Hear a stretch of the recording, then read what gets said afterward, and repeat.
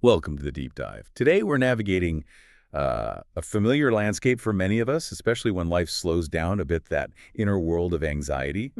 We're drawing on some core ideas from Buddhist psychology to understand these, well, often uneasy feelings, but without getting bogged down in heavy jargon. Exactly. Think of this as a direct line to some really profound insights designed specifically for you, the listener, seeking maybe some understanding without feeling overwhelmed. Right. So our aim in this exploration, this deep dive, is to unpack a surprisingly gentle, yet, powerful Buddhist understanding. One that can genuinely reshape how we experience anxiety, even if it feels like it's been with you for years, like a long-standing companion. Yeah. Our guide today is a thoughtful reflection shared online, offering some truly calming wisdom. It really is. And it's such a universal human experience, isn't it? That feeling of anxiety popping up in the stillness. Oh, absolutely. The quiet house suddenly feeling loud with worries. Exactly. But what if there's a fundamentally different way to relate to it? A way that, well, has brought a sense of peace to so many people. So in this deep dive, we'll look at the Buddhist take on what fuels anxiety, this kind of interplay of clinging and pushing away. Then we'll explore a central thought that can really liberate us. This, too, is just a thought.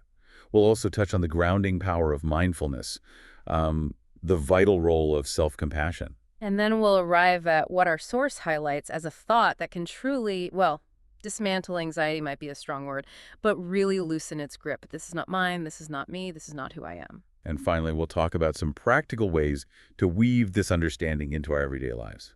Okay, let's dive in. So first off, it's crucial to understand that from a Buddhist viewpoint, anxiety doesn't just appear out of nowhere.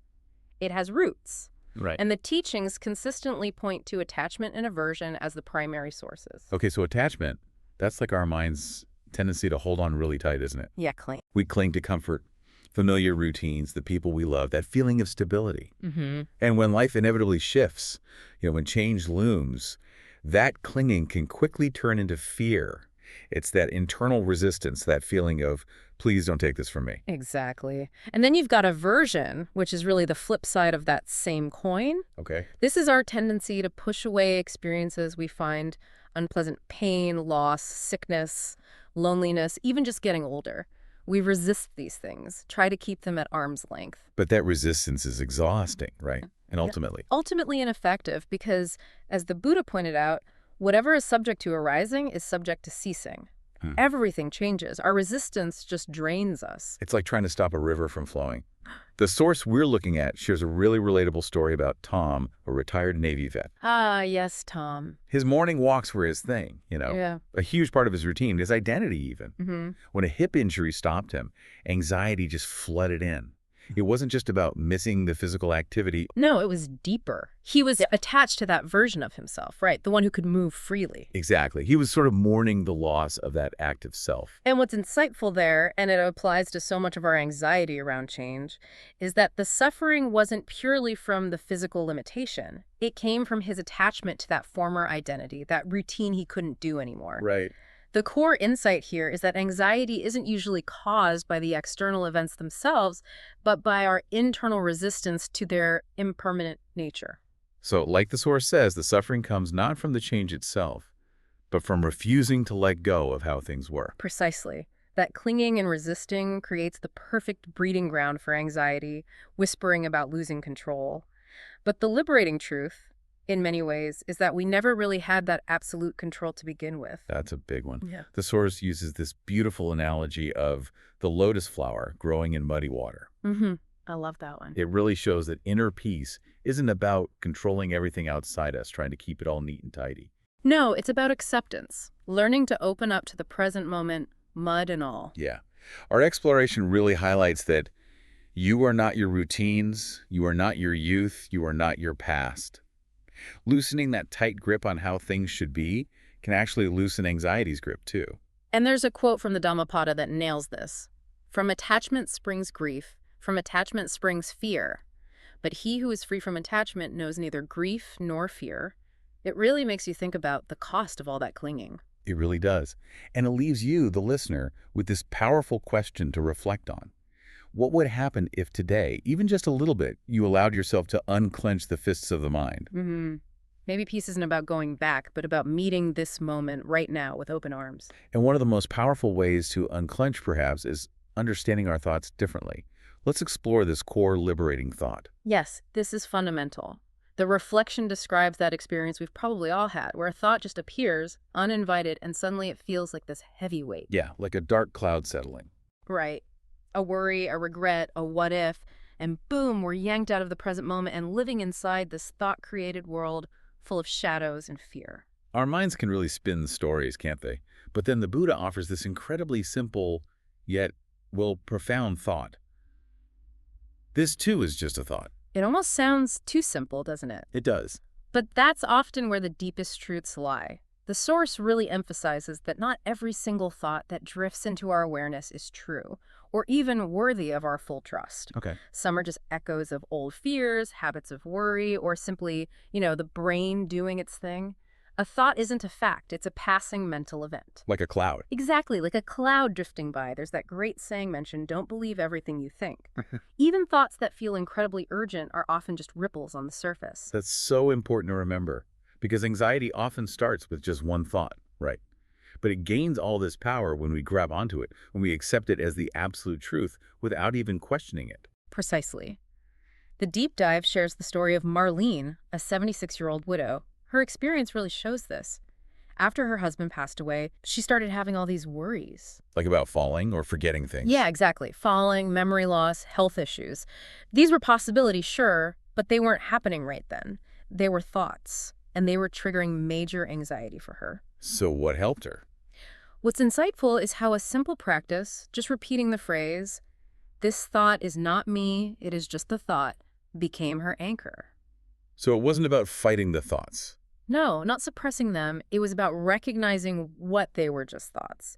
This ties directly into the Buddhist concept of non-identification. Okay, non-identification. It's the understanding that our thoughts aren't our core essence. They're just movements in the mind, like weather patterns. That's a subtle but really crucial shift, isn't it? Right. Moving from being completely lost inside the thought, feeling like it's the whole reality, to stepping back and just observing it, standing beside it. Almost. Yeah. Exactly. And our exploration stresses that the practice isn't about getting rid of anxious thoughts or beating ourselves up for having them. Right. It's about seeing them clearly, acknowledging, okay, maybe this thought comes from a protective instinct, but recognizing it's not ultimate reality and it doesn't have control over me. It's that small step back that makes all the difference. And the teaching from Ajahn Chah really speaks to this. If you let go a little, you'll have a little peace. If you let go a lot, you'll have a lot of peace. If you let go completely, you'll be free. It just shows the power of this gentle detachment. So the invitation here is next time that wave of anxiety starts to rise, maybe try meeting it with that gentle reminder. This too is just a thought. No battle needed. No battle, no panic, just a quiet whisper of truth in the midst of it all. Now, how does mindfulness fit into this? Because that seems like the next logical step. Mindfulness is really the practice that helps us do that, to see the thoughts more clearly, to step back and observe without getting hooked. The reflection describes so well how anxiety can just creep in, especially in quieter times, pulling our minds away from now. Right, into worrying about the future or replaying the past. Yeah, our minds love that time travel. But mindfulness is presented as this doorway back to the present moment, back to our bodies, our breath, which is really the only place peace actually exists. And it's not about trying to force the mind to be blank, is it? Not at all. That's a common misconception. Mindfulness is more about becoming intimate with what's happening right now. Just noticing. Yeah, noticing sensations, the breath, thoughts coming and going, all with this kind, loving attention. It's like that phrase, learning to be where your feet are. I like that. And the Buddha's teaching, do not dwell on the past, do not dream of the future, concentrate the mind on the present moment, feels so directly relevant to anxiety. Absolutely, because anxiety is almost always about the future, isn't it? What might happen. Yeah. The story of Frank, the retired carpenter, really brings this home. After his wife passed, the quiet house felt huge, and his worries just spiraled. Yeah. He joined a mindfulness meditation group, and apparently at first he mostly just noticed how incredibly busy his mind was, like nonstop chatter. That's very common when you first start paying attention. But the turning point for Frank came when he started tuning into simple, present things. Like his breath. Like his breath, The sound of birds outside his window, the feeling of warmth in his hands. Each breath became like an anchor, pulling him gently back to the present. That's lovely. And the source highlights, mindfulness doesn't make the struggles disappear, but it teaches us how to be with them, how to sit with them without being overwhelmed by fear. It helps us realize we are not the storm, we are the sky that holds it. Exactly. That's a beautiful way to put it. And there's such a forgiving quality to mindfulness practice too, isn't there? Yeah. It's okay if your mind wanders off 100 times. Absolutely. The moment you notice it's wandered, that's the moment of mindfulness. You've already returned. That return is the practice. So instead of fighting the anxiety, the invitation is just to offer it your breath, to ground yourself in the physical sensations of right now. Yes.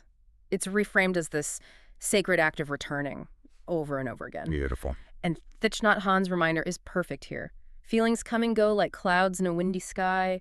Conscious breathing is my anchor. It's something you can do anytime, anywhere. Just take a breath and silently affirm, I am here and here is enough. Okay, let's shift now to compassion, especially self-compassion, because anxiety often brings a friend, doesn't it? That harsh inner critic. Oh, absolutely.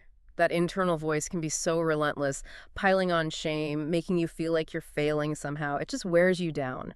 Yeah. Compassion, and particularly self-compassion, as the reflection puts it so well, is this gentle but really radical antidote. It's deeply rooted in Buddhist teachings. And it acknowledges something important, right? That many people, especially older adults, were maybe raised with this idea of stoicism, of just getting on with it. Exactly. Prioritizing resilience, sacrificing for others, which is admirable, but can sometimes mean there's this backlog of unprocessed emotion, including our own pain and fear. Like we were taught to be strong for others, but maybe not so kind to ourselves.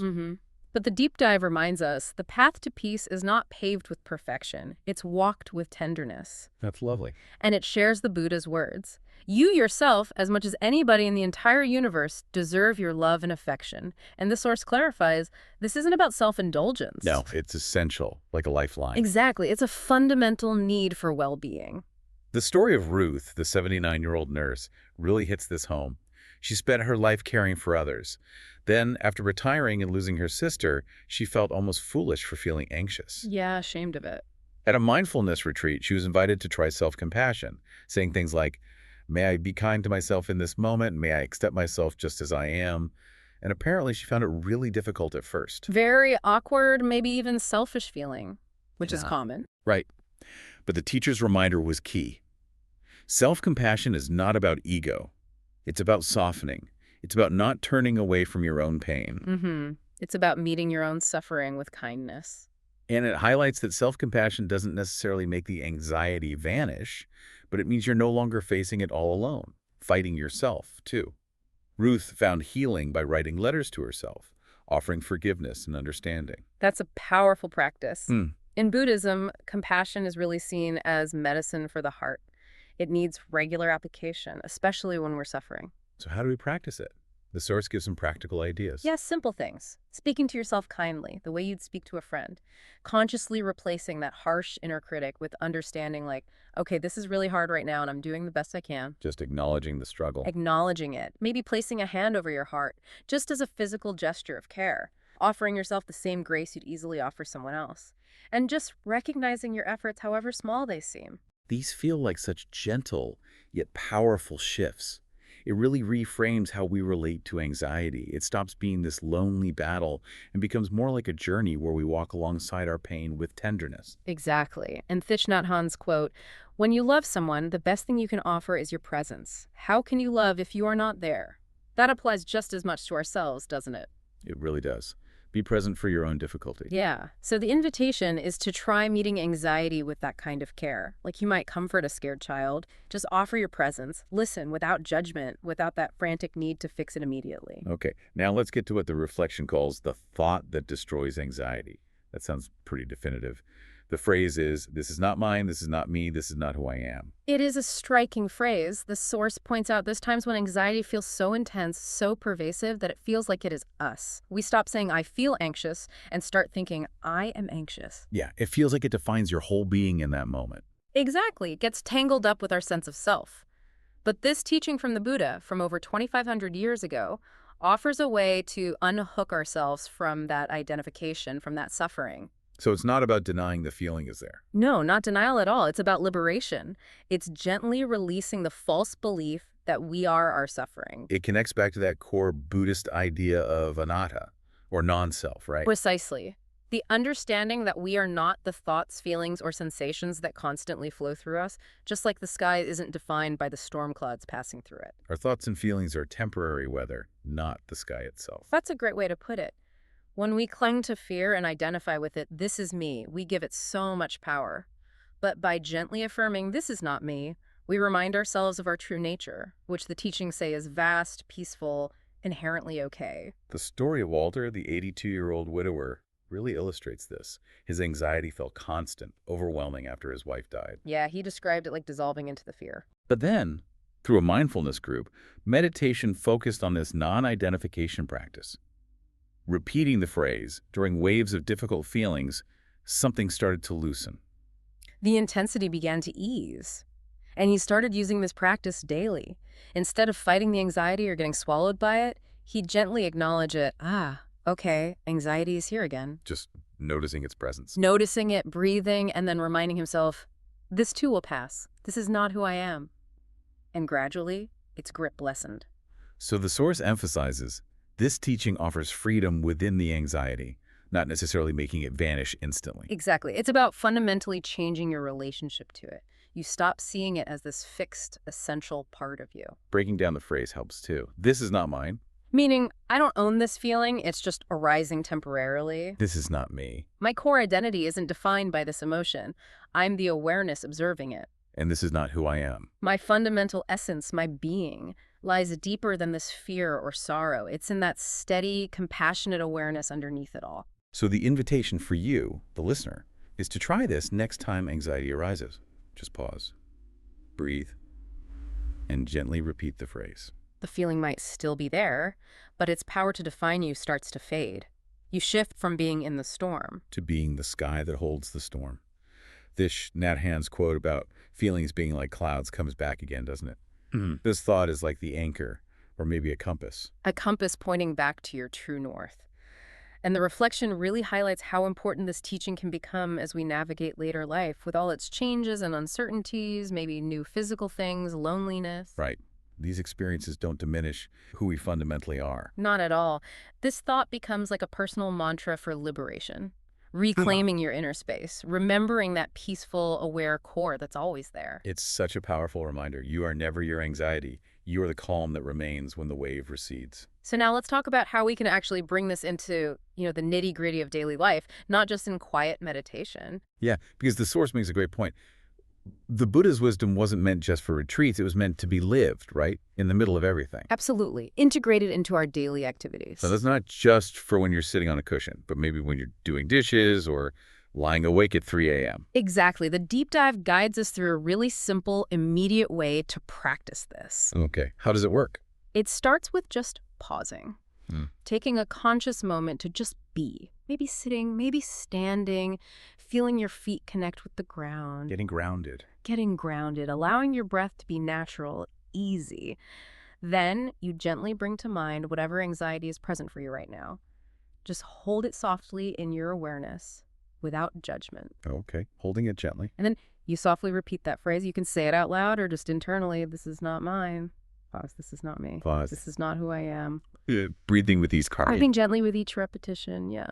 And just noticing any subtle shift, any feeling of space opening up.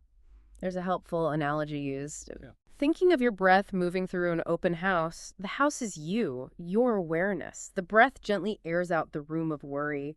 The anxious thought is like a guest, it's visiting, but it doesn't own the house. I like that. It's not a permanent resident. Exactly. And the Source encourages us to think about when to use this. Not just formal practice times, but those real-life moments. Like the 3 a.m. worries. Yeah, 3 a.m. worries about loved ones, or when a physical ache triggers that familiar anxiety about health. The key is reaching for presence in this non-identification, not trying to achieve some perfect state of non-anxiety. Right. It's about the process, not perfection. The concrete examples are helpful too, like waking up feeling heavy. Or worrying about a child or noticing physical pain. For each, the suggestion is basically the same. Breathe in, gently say, this is not mine. Breathe out, this is not me. Breathe again, this is not who I am. And then just return your attention to whatever you were doing. Gently return to whatever's right in front of you. It makes the practice seamless, something you can weave into the fabric of your day. Like a way of walking through life. Exactly. And there's a cumulative effect. Over time, as you practice this gentle non-identification, your nervous system starts to get the message. You are actually safe in this present moment. You're not trapped in those old stories or future fears. The since not Hans words about the present moment being filled with joy and happiness, Yeah. if we just pay attention. This practice feels like a bridge back to that possibility. It really does. It's a way of remembering, as the Source says, that the real you has never been broken by fear. That's a powerful thought. So the invitation becomes to greet anxiety almost like, well, like a familiar visitor you no longer dread. Maybe even offer it a metaphorical cup of tea. Acknowledge its presence, but gently remind both yourself and the feeling, this is not who I am. Because who you truly are. Is that stillness beneath the storm, that space within the noise, and always, perhaps, the love that holds it all. Wow. So as we start to wrap up this deep dive, I really hope this journey through these ideas has offered you, our listener, some, well, gentle yet maybe profound insights. Perhaps a new way to relate to those feelings of anxiety when they arise. Absolutely. And just to reiterate that core message, anxiety isn't some kind of personal failure. It's not proof that something is fundamentally wrong with you. No. It can actually be seen, as the Source suggests, almost like a sacred invitation, a call to look a bit deeper within ourselves. An invitation to let go of what isn't really ours to carry and to find our way back home, back to our essential nature. The Buddha offered these incredibly practical tools, didn't he? Tools to help us stay steady even when life feels stormy. And this particular thought, this is not mine, this is not me, this is not who I am, is such a clear, powerful example of that wisdom in action. So we really encourage you to bring this thought to mind whenever you feel you need it, remembering to do so with kindness, with tenderness towards yourself. Yeah, see it as a balm, a soothing practice, not another stick to beat yourself with. And perhaps, with practice over time, you might even start to see anxiety differently, not as this enemy to be conquered. But maybe as a teacher. Something that actually reveals your own underlying strength, your resilience. That's a powerful reframe. So we'd like to leave you with this final thought to ponder. What might your life start to look like if you gradually loosened your grip on the things that don't really serve you and instead started listening more closely to what truly brings you home to yourself? That's a wonderful question to sit with. We genuinely love to hear your own reflections on this topic, so please feel free to share your thoughts in the comments below. And if you found this deep dive helpful and you'd like to explore more reflections grounded in this kind of, well, quiet wisdom, please do subscribe to the channel. You're always welcome here. Until our next exploration. Take a deep breath, walk gently through your days, and remember that an essential part of you, who you truly are, has never been broken by fear.